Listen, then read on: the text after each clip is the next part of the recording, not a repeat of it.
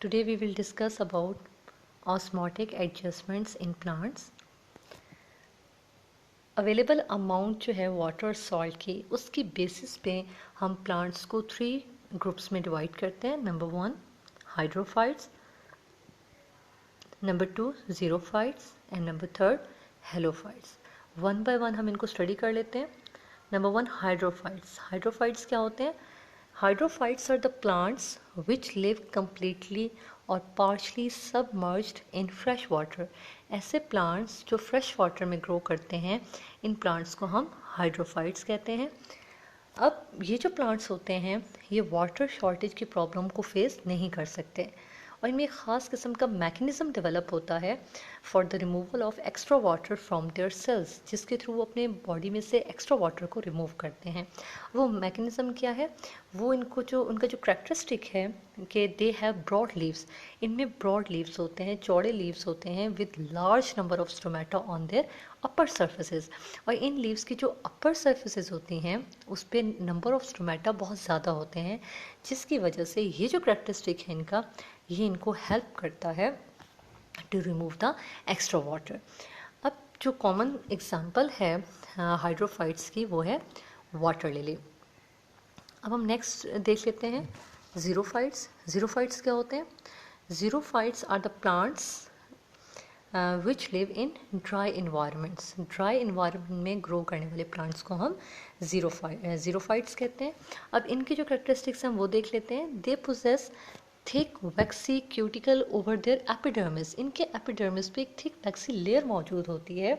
अब उसका फंक्शन क्या होता है, वो क्यों होती है? To reduce water loss from internal tissues, ताकि इंटरनल टिश्यूज़ में से वाटर लॉस कम हो सके, क्योंकि ऑलरेडी ज़ीरोफाइट्स ड्राई इन्वायरमेंट में होते हैं. तो इसलिए ये वैक्सी लेयर जो है उनको एडवांटेज देती है ताकि वाटर लॉस को रिड्यूस किया जा सके.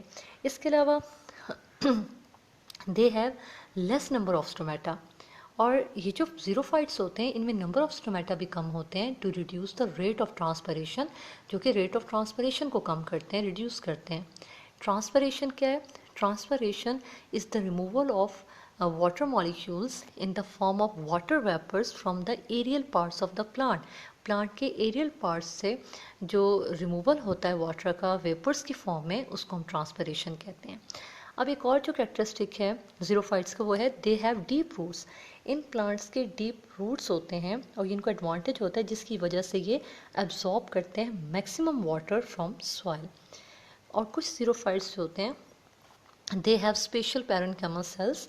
इनमें मौजूद होते हैं इनके स्टेम्स में और रूट्स में, in which they store large quantities of water, जिसकी वजह से ये लार्ज क्वांटिटी ऑफ वाटर को स्टोर कर लेते हैं.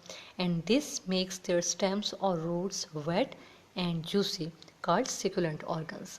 जिस सिकुलेंट ऑर्गन्स यानी कि any plant with thick fleshy tissues adapted to water storage is called सिकुलेंट.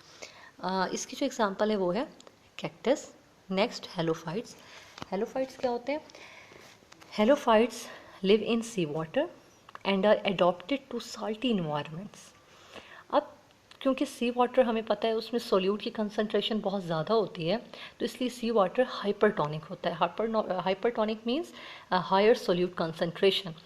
अब जो सी वाटर है वहाँ से सॉल्ट मूव करेगा टूवर्ड्स द प्लांट बॉडी. ठीक है, प्लांट बॉडी की तरफ मूव करेगा, सॉल्ट एंटर होगा प्लांट बॉडी में, और प्लांट बॉडी जो है हाइपोटोनिक होगा. Hypotonic means less solute concentration होगी as compared to sea water.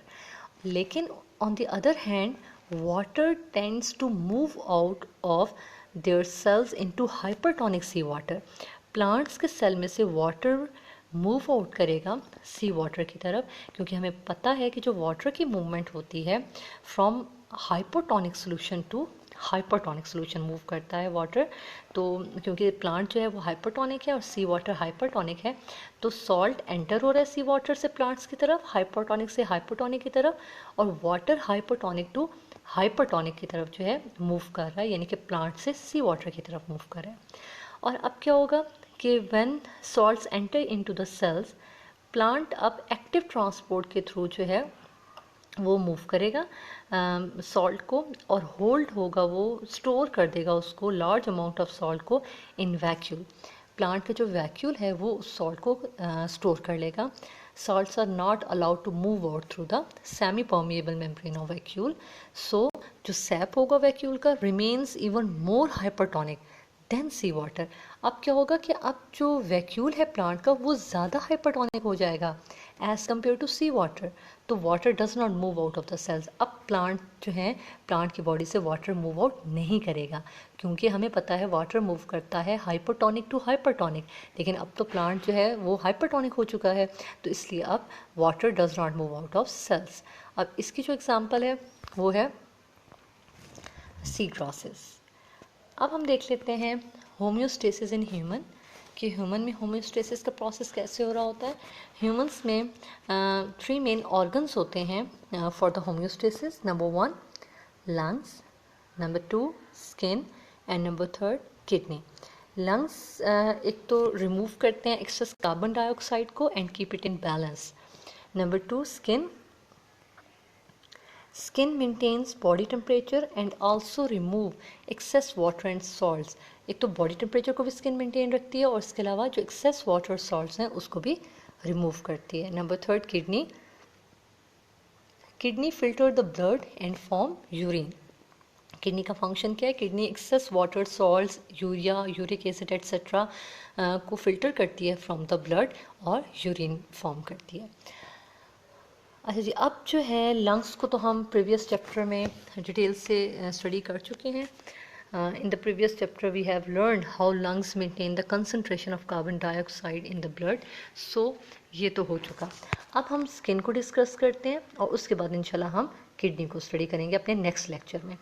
Skin में हम देख लेते हैं कि our skin consist of 2 layers. हमारी स्किन 2 लेयर्स पर मुश्तमिल होती है। Number 1 epidermis and number 2 dermis. Epidermis outer protective layer होती है and dermis is inner layer.